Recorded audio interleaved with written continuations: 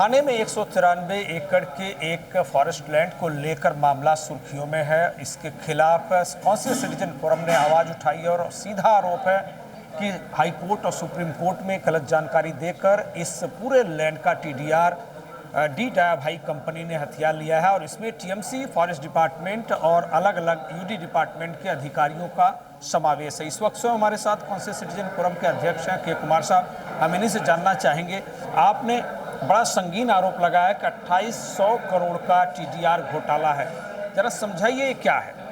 देखिए, एक ऐसे कंपनी जिसमें इको सेंसिटिव जोन लग गया था 2016 में, उसके बाद भी टीएमसी या अर्बन डेवलपमेंट डिपार्टमेंट जो है मेरिट में ये केस को डिसाइड नहीं कराया हाई कोर्ट में और सुप्रीम कोर्ट में, सेटलमेंट के हिसाब से इन्होंने डिसाइड कराया है, जबकि सेटलमेंट करने जैसी कोई ज़रूरत नहीं थी। इसमें मेरिट पे डिक्लेयर किया जा सकता था।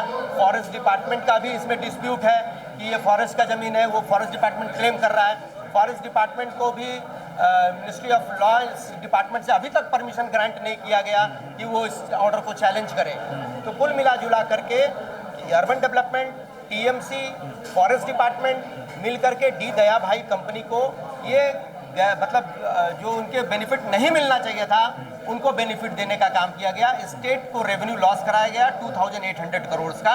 और सबसे बड़ी बात है, स्टेट का इमेज इन्होंने खराब किया ऑनरेबल हाई कोर्ट में, ऑनरेबल सुप्रीम कोर्ट में, क्योंकि हाई कोर्ट और सुप्रीम कोर्ट कभी भी स्टेट को सही मानकर उनके ज़्यादा डेप्थ में नहीं जाती, लेकिन इन्होंने एक नया एग्जाम्पल क्रिएट कर दिया, स्टेट का चेहरा को खराब किया है अपर कोर्ट्स में।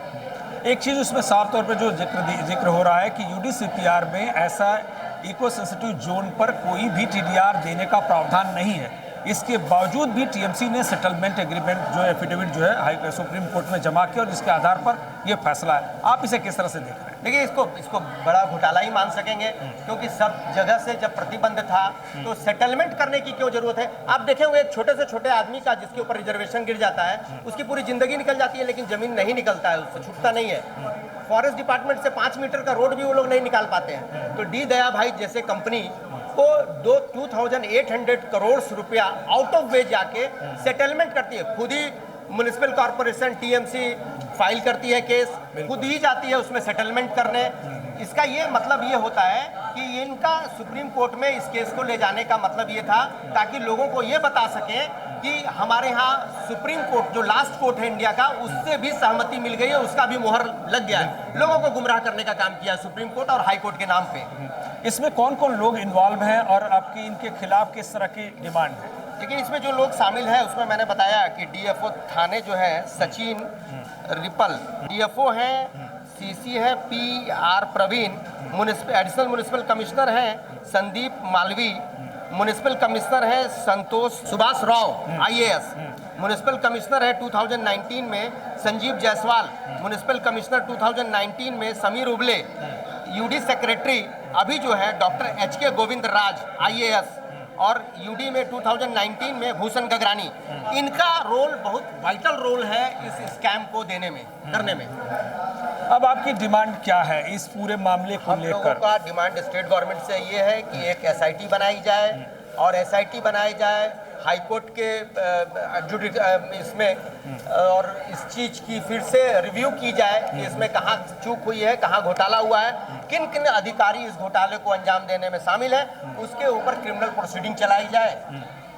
अब अगला आपका कदम क्या होगा? क्योंकि ऑलरेडी सुप्रीम कोर्ट से, जैसे आपने खुद भी कहा, कि एक मुहर लग गई है और इस मामले में टीडीआर देने की प्रक्रिया चल रही है, तो ऐसे में अगली रणनीति क्या होगी कौंसिल सिटीजन फोरम की? फर्स्ट हम लोग सुप्रीम कोर्ट में इसको पीआईएल के रूप में ले जा रहे हैं और बॉम्बे हाई कोर्ट में हम लोग क्रिमिनल रिट पिटिशन के लिए लेके जा रहे हैं कि इन सारे अधिकारी जिन्होंने पिटिशन फाइल किया, कोर्ट से फैक्ट्स छुपाया, इसके अगेंस्ट में क्रिमिनल प्रोसीडिंग चलाना है।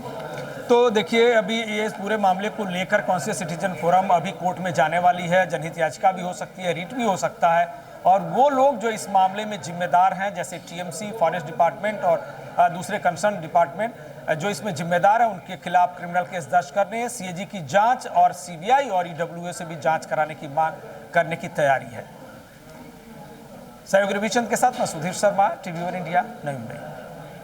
लेटेस्ट अपडेट्स और ताजा तरीन खबरों के लिए टीवी1 इंडिया लाइव को सब्सक्राइब कीजिए और नोटिफिकेशन पाने के लिए बेल आइकॉन को दबाना मत भूलिए।